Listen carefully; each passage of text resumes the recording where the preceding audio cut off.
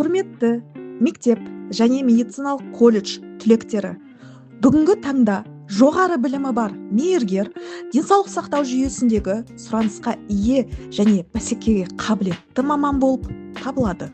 Ол тәуелсіз кәсіби қызметті жүзеге асырып қана қоймайды, сонымен қатар дәрігердің тең серіктестігі бола отырып тәуелсіз мейіргерлік қабылдауды жүргізеді.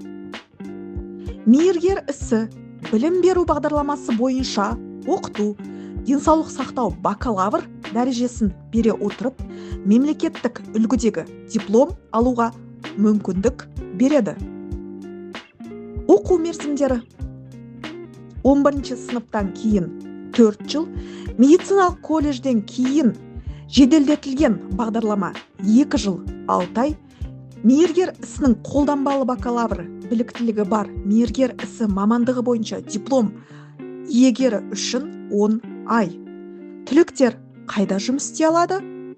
Оқу аяқталғаннан кейін түлектер заңнамада белгіленген тәртіптен дербес практикалық қызметке жіберіледі және мынандай лауазымдарды атқара алады. Мейіргер ісі жөніндегі бас дәрігердің орынбасары, бас мейіргер, мейіргерлік күтім ауруханасының хоспис денсаулық пункті меңгерушісі, бөлімшенің аға мейіргері, медициналық колледждерде оқытушы. Оқуды жалғастыру мүмкіндіктері: түлектердің білімін магистратурада ғылыми педагогикалық немесе бейіндік бағыт, кейін мейіргерлік ғылым бағдарламасы бойынша докторантурада жалғастыруға мүмкіндіктер бар.